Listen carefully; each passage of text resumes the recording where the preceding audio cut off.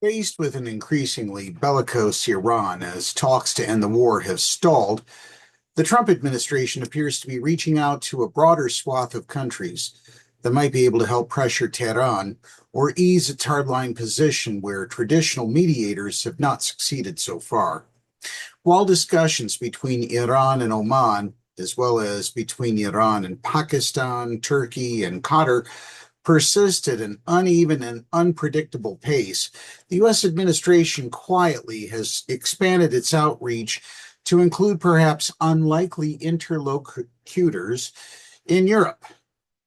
Just this week, Secretary of State Marco Rubio met in person in Washington with the foreign minister of Austria on Tuesday and held a call with the foreign minister of Greece on Wednesday. Those interactions were not notable beyond the normal course of relations between the U.S. and two close European allies. The official State Department readouts of the discussions were bland and vague and did not mention Iran by name as a topic of conversation. But it then emerged that both foreign ministers, almost immediately after their talks with Rubio, spoke Thursday with Iranian Foreign Minister Abbas Araghchi.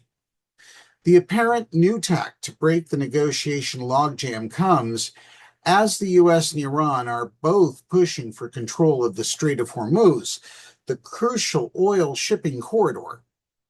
President Donald Trump faces little wiggle room in his next steps as the economic fallout from the war and dwindling stockpiles of key weapons pose political problems for Republicans ahead of November's midterm congressional elections. So a desperate push is on to break the diplomatic logjam between the United States and Iran. The entry by Austria and Greece is likely less of a formal mediation attempt, analysts say, and more reflective of a desperate push to halt the conflict because of the impact it has on an increasing number of countries beyond those in the Middle East. Everyone is just urging both sides to stop this reckless game of chicken, said Ali Vaez, Iran project director at the International Crisis Group. It also shows how much Iran's effective closure of the Strait of Hormuz has forced countries, which otherwise were neutral bystanders to the larger conflict, to exercise any diplomatic sway they may have on their Iranian and American counterparts to kickstart a lasting resolution. Mona Yacoubian, director of the Middle East program at the Center for Strategic and International Studies, warned that any efforts by Greece, Austria, or any other non-mediating country could prove to be futile.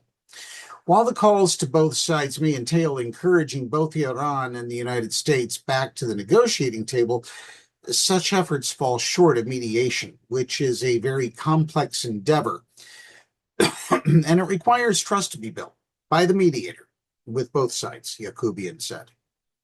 She added that it's not something that any country can just jump into. The State Department said Friday that it could not comment on the timing of calls by other countries' foreign ministers and maintained that Rubio had made no requests of either to get in touch with Iran or pass messages to Araghchi.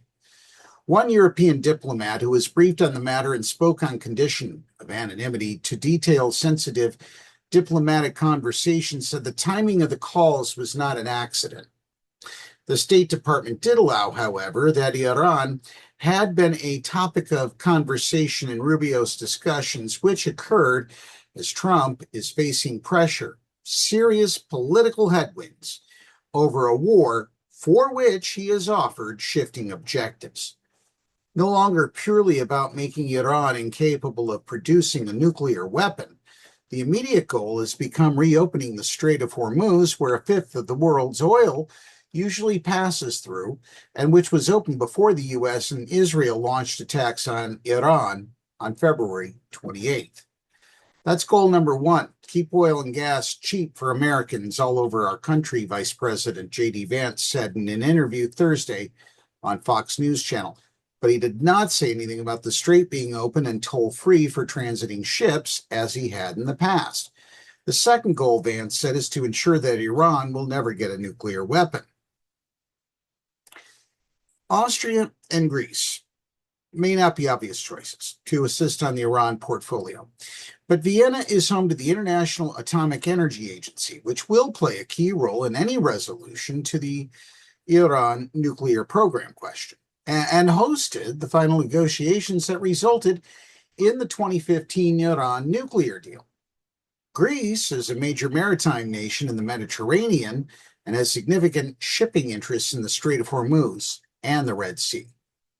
In statements from the Austrian, Greek, and Iranian foreign ministries, it was clear that Iran had been a topic in all of the conversations this week.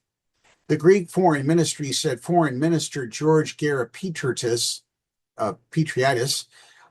had been briefed by Araghchi on regional developments and in particular on the ongoing talks regarding the Strait of Hormuz.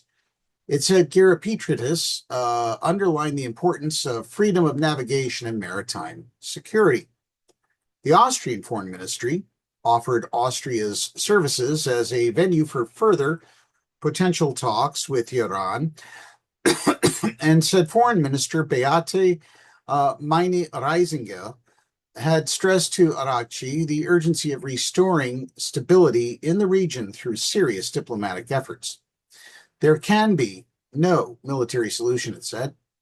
A diplomatic solution remains possible. Our priority is to safeguard freedom of navigation through the Strait of Hormuz. Iran's foreign ministry expectedly took a different tack in explaining the calls. It said Friday that in Araghchi's call with his European counterparts, they discussed mechanisms for the future management of the Strait of Hormuz, which he said had been disrupted by the unlawful aggression by the United States and the Israeli regime against Iran.